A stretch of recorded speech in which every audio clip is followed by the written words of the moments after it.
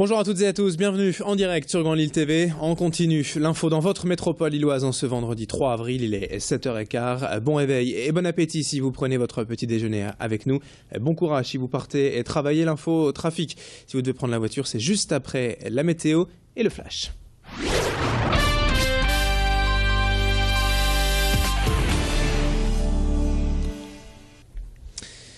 Et la météo rapidement d'ailleurs pour démarrer cette édition. Un temps encore difficile aujourd'hui, grisaille et pluie de nouveau au programme. Des températures un peu fraîches pour la saison de 7 à 9 degrés pour les maximales. Point complet météo donc juste après cette édition. L'information en images à la une de l'actualité. Et tout d'abord en ce vendredi, c'est donc l'installation des nouveaux conseils départementaux hier. Et dans le Nord, les 82 élus ont pris place dans l'hémicycle et pour la première fois, il y a donc autant de femmes que d'hommes.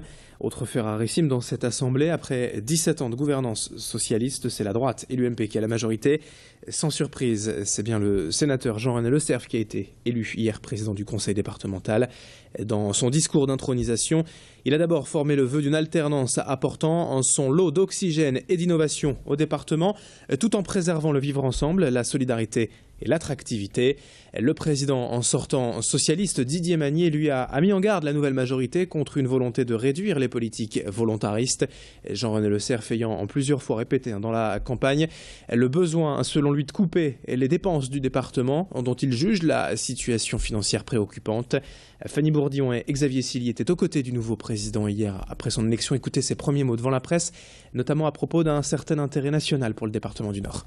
Je suis très content d'être très observé, car plus on observera le Nord, effectivement, et plus le Nord pourra être un centre d'intérêt pour les uns et les autres, et notamment pour les médias. Moi, j'en ai un peu assez, si vous voulez, d'un département du Nord qui vit depuis des décennies des discriminations insupportables. Est-ce que le département du Nord est condamné à avoir, de toute éternité, 3 à 4 points de taux de chômage au-dessus de la moyenne nationale? Est-ce que le département du Nord est condamné de toute éternité à avoir une espérance de vie qui est de 4 ans inférieure aux moyennes nationales? À la limite, si vous voulez vieillir, déménagez. C'est bientôt ce qu'on va mettre comme slogan. Tout cela, je trouve que c'est devenu inacceptable. Et notez que dans le département voisin du Pas-de-Calais hier, c'est le président sortant et socialiste, cette fois Michel Dagbert, qui a été élu. Une assemblée ici où, je vous le rappelle, 12 élus du Front National ont pris place hier matin. Autre information à la une au chapitre économie, la présentation hier à Roubaix du futur campus OVH. Imaginé il y a déjà plusieurs années par les dirigeants de l'entreprise numérique. Le projet va enfin être lancé après le dépôt du permis de construire la semaine dernière. Et voilà donc une nouvelle étape cruciale dans le développement de l'entreprise et de la région. Un campus ultramoderne qui accueillera à terme près de 1500 personnes, dont 1000 seront recrutées d'ici les prochaines années. L'objectif est de créer un pôle de recherche, des laboratoires d'essais et un incubateur d'entreprises afin de faire des lieux et de Roubaix une vraie capitale de l'économie Internet et numérique. 40 millions d'euros vont être investis sur place pour construire 9000 m² de nouveaux bâtiments. La preuve de l'ambition d'OVH, l'une des entreprises régionales les plus dynamiques. Pauline Lermite a pu interroger hier le directeur général de la société. Le marketplace est un concept très important pour les entreprises qui démarrent. Le nombre d'applications sur le web est très impressionnant. Si l'on prend le chiffre OVH, nous hébergeons aujourd'hui 18 millions d'applications. Il se pose donc un problème de visibilité. Comment quelqu'un qui arrive avec une nouvelle idée peut être visible sur ces grands nombres d'applications? Notre marketplace est en fait une structure d'accueil qui permet d'accompagner cette idée, de la rendre solide, d'aider la personne à la développer, mais surtout de la rendre visible après. C'est-à-dire que vous allez sur ovh.com, une section marketplace, vous avez 300 sites référencés qui sont vraiment des gens qui ont une prestation solide, sérieuse, et ça leur donne une visibilité importante et ça a fait un effet de booster pour accompagner leur développement. 7h19 en direct sur Grand Lille TV, on enchaîne avec de nouvelles solutions contre les troubles alimentaires à l'hôpital Saint-Vincent-de-Paul de Lille. Une nouvelle unité pour mieux prendre en charge les patients souffrant d'anorexie ou de boulimie.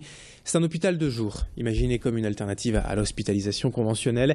Ici, 10 patients, très souvent des femmes de moins de 25 ans, viennent passer la journée et poursuivre des activités thérapeutiques pour doucement réapprendre à manger, à prendre du plaisir en mangeant. Stimulation olfactive, aromathérapie, art-thérapie ou thérapie psychocorporelle, autant d'ateliers imaginés pour aider ces patients à lutter contre ces troubles alimentaires. Fanny Bourdillon est allée en savoir plus sur place en compagnie de Flore Danchin, diététicienne. Ici, elles viennent à redécouvrir ce plaisir de la table, redécouvrir cette dimension conviviale. Elles accueillent aussi tout ce qui va être autour des informations sensorielles qui va être lié à la préparation du repas, mais également à la prise du repas. Donc avec la redécouverte des sens, du goût, de l'odorat, également tout ce qui va être lié à la cuisson avec ces perceptions plutôt auditives. Voilà, donc et également aussi à accueillir toutes les émotions qui vont être liées à ces informations sensorielles et donc aux souvenirs que ça peut engendrer ou des difficultés qui peuvent être engendrées. Donc c'est vraiment gérer ces émotions. On n'oublie pas la traditionnelle question du jour Grand Lille TV Métropolis en ce vendredi, veille du week-end de Pâques. L'occasion pour les gourmands de saliver un peu à l'avance à l'idée de retrouver les incontournables en chocolat. Avez-vous d'ailleurs prévu chez vous dimanche matin la chasse aux œufs ? Comme d'habitude, vos réponses sont attendues sur notre site dédié à la question du jour.net ou via les Facebook officiels Grand Lille TV Métropolis. 7h21 en direct ce matin sur Grand Lille TV. Vous êtes bien en notre compagnie. Bon réveil à toutes et à tous. Bonne journée avec nous. Voici la météo du jour et de ce week-end de Pâques. Et voici l'infotrafic en temps réel. À tout de suite.